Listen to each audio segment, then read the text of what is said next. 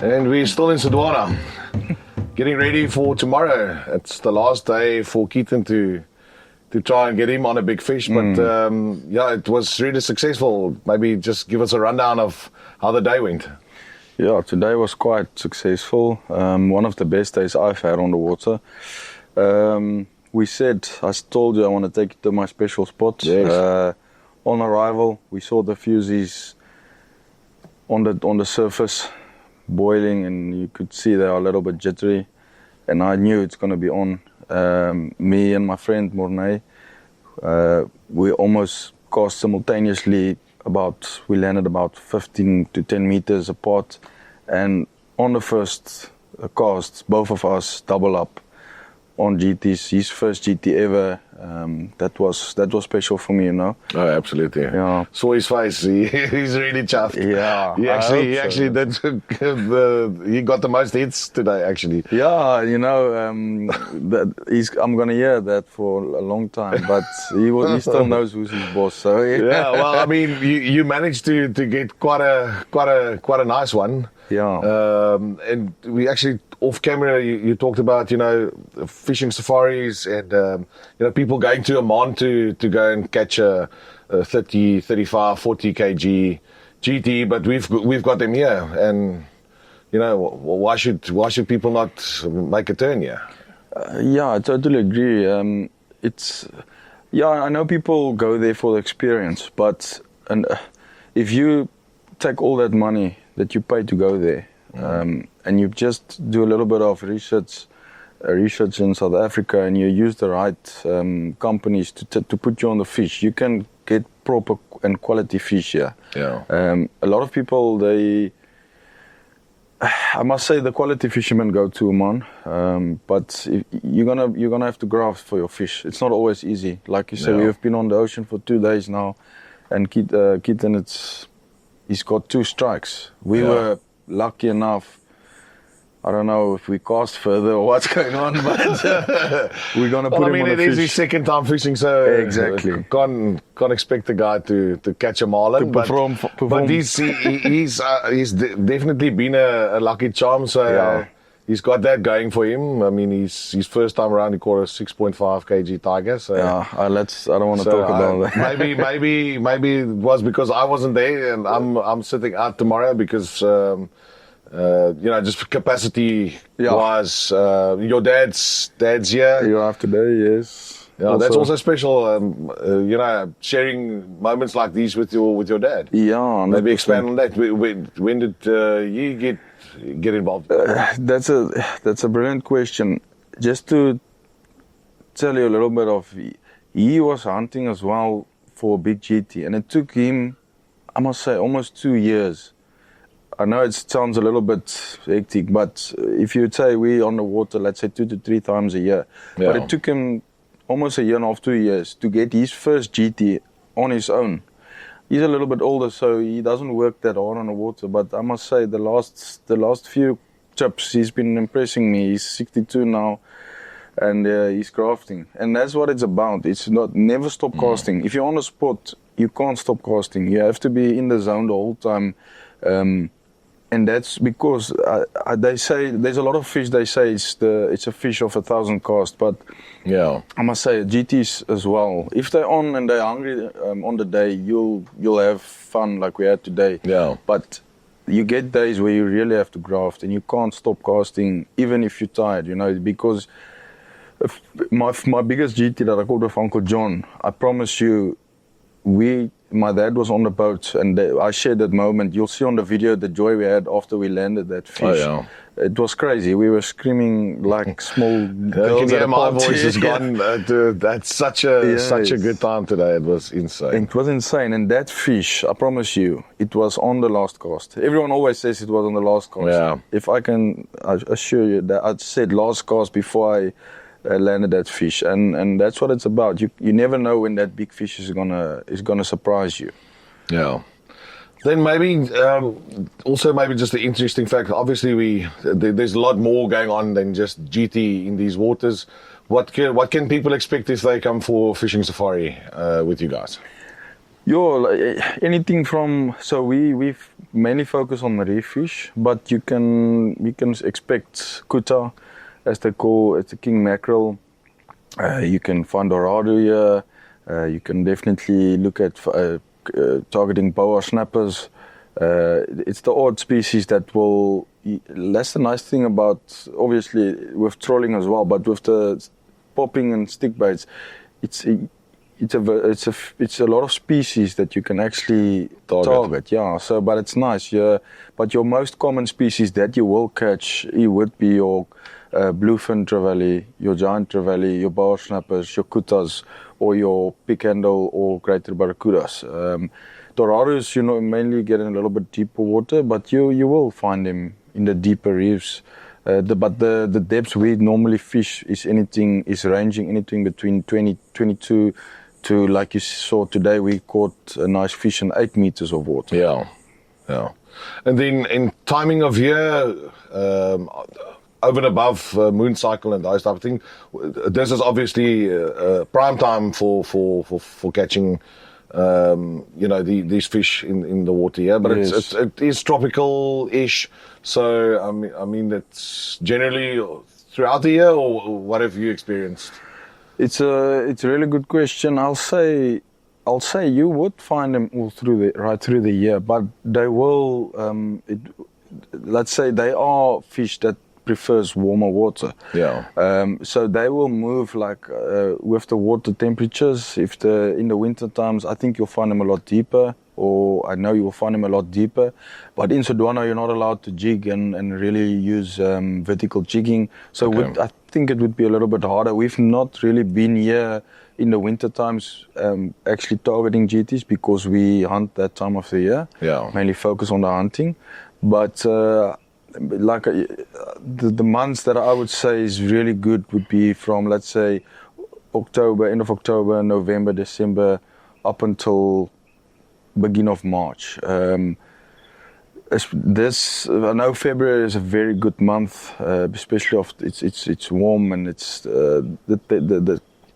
I'll say the weather is it's very stable. There's not a lot of but you can see the weather has been up and down, so you really can't tell. You can see, the leaves and stuff's moving in the back, but it's not gusting winds. Yes. And I see it does pick up here from about 1 o'clock. So it's also, you've actually got a fairly small-ish window, which also, adds to the excitement because, you launch the boat at 6 o'clock and then you need to be back at the launch pad at, the latest 2 o'clock. At least 2 o'clock. Yes. That's a half day job. Sounds like a good gig to me. But it's a half day. But it's draining. Yeah. It's worth it, but it's hard work. I think a lot of people have a misconception of how tough it really is in casting those big lures and constantly casting them and making it happen. It's the way trolling. I don't look down on trolling, but I mean trolling the lures in the water and you letting the boat doing the work. You have to cast. You have to give the action to the lure. So it's tough on your body. That's why I know it's not for everyone. But I would say if you can just experience this once in your life, there's no turning back. Yeah, there's a lot of similarities between hunting for deer or stuff like that, and then hunting for fish. Exactly. Being on the crew and just watching you go through the motions and guiding this our skipper. This is where you want to be on this line, this depth, and looking for the bait fish. Always being vigilant. Yes. It's been an incredible 2 days so far. So, no, thanks so much for that. And then anything else that you want to maybe share with the viewers? Yeah, I think we forgot to speak about taxidermy a little bit. I think my colleague Francois is a phenomenal taxidermist, and that's where our paths crossed. I feel the Lord actually brought us together in terms of he's got this massive skill and talent in bringing something that is totally blunt to life. You know, he's got this talent with the airbrush that I can't explain to you. It's God-given talent. And yeah, if it weren't for him, the company would have been nowhere, you know. So I think we are a really good team at this stage, and my dad is also very invested, especially he's helping a lot with finances and helping us to guide the business, and him being an entrepreneur, it's awesome guidance and privilege to have him on the team, you know. I think it would have, the company would have been dead already if it weren't for him as well, with the guidance. I'll put in the hard work, he's bringing the brains, so but yeah, the taxidermy, he started his own taxidermy apart from where he worked. It was Fish World, and for about 8 years he still worked with his own company, and our paths crossed, and then we kept it like that. And then 2 years ago, I told him, the guy that Conraad van Vuuren, that he used to work for, he sold his taxidermy to us, and we bought molds from him. And then we just decided this company, Fish Eagle Taxidermy, has been a phenomenal company for years. And we just decided, and we got the blessing from Uncle Conraad van Vuuren to say, keep the name as it is. It will be a privilege for me if you can keep it like that. So we're still trading under Fish Eagle Taxidermy now. It's just new owners. Yeah, we're going to keep it like that. And he's based out of Roodepoort. So we're based in Roodepoort. Gauteng area. Yes. Okay. Yeah, so we have over 250 molds now. If we're going to do a recount now, I think we can move that count up to, say, 300 molds. And that's fresh water from tigerfish, trouts, yellowfish. So we support catch and release a lot, as you would see on the videos, and you see the way I work with the fish. But unfortunately, some of the molds we don't have. So there is a few molds that we don't have. So if the client wants to mount a fish, you just have to call us and ask for the length and the weight, and we can tell them, because we've got a whole system and list. We can tell them, listen, we've got the size. You don't have to kill the fish. We support catch and release. Yeah, so that's the thing with the taxidermy. A lot of people, and it's fully. In the olden days, they used to use the real fish. But now it's a fully fiberglass mold that we start from scratch, mold it, and then paint it. So there's nothing real about that fish except for it looking realistic. I must say the airbrush detail, even on the lures, I mean, you actually feel bad if you lose a lure.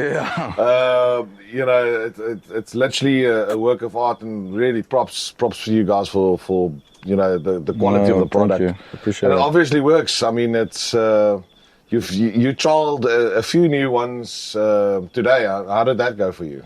Yeah, the first, it actually went well. The first try didn't really, it's a new lure that we actually got from a client from Europe.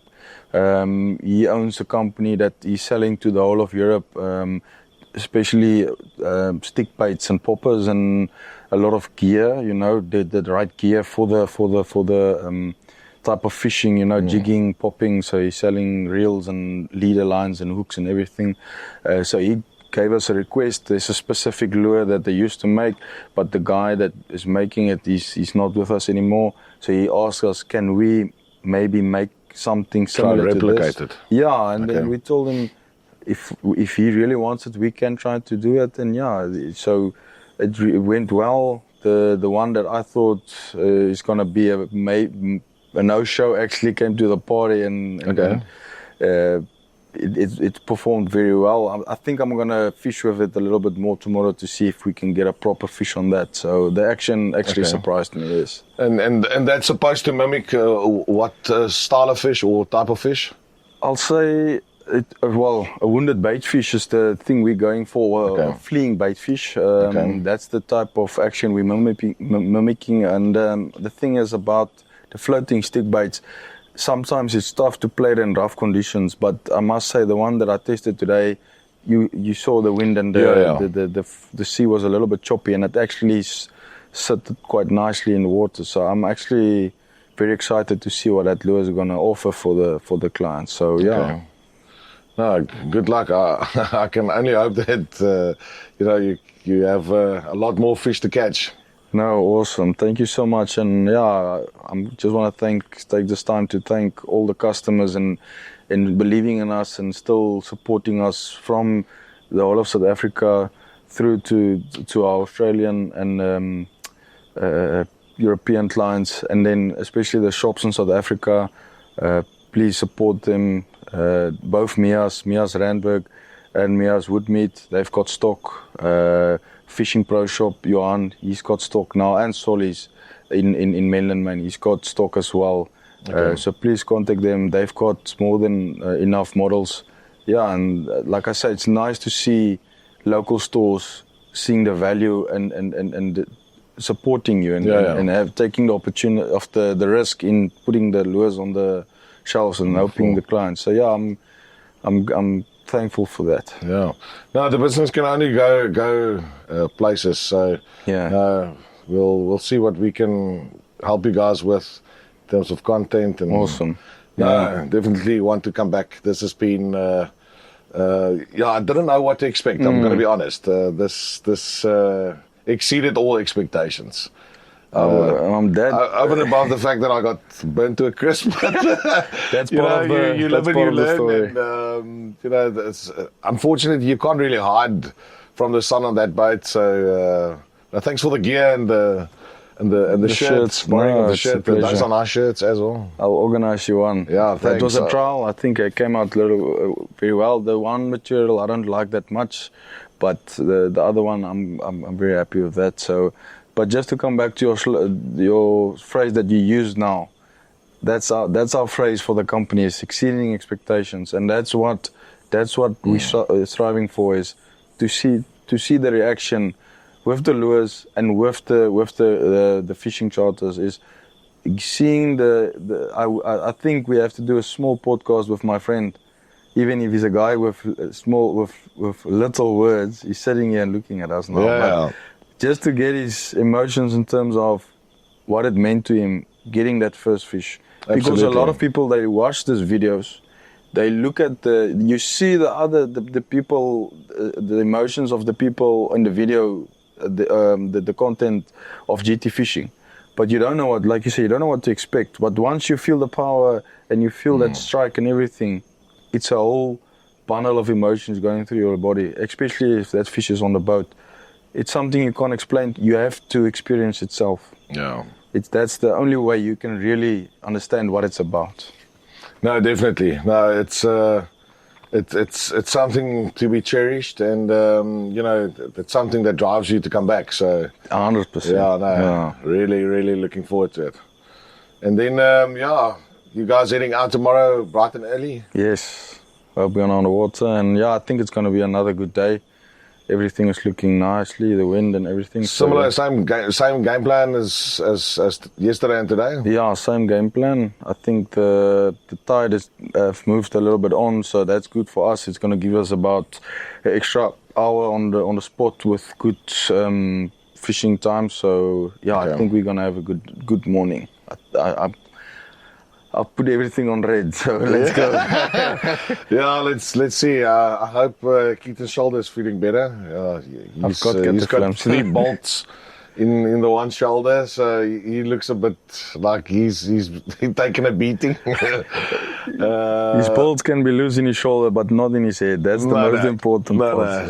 No. It's gonna be cool. So lekker. Yeah, I'm looking forward, and hopefully we can put him on a nice fish and then show the viewers that it's possible. Even if it's your second or third time fishing in your life, if you have the drive to keep on, you'll be fine. Absolutely. Thanks, pal. Thank you so much. Shot. Thank you for having us.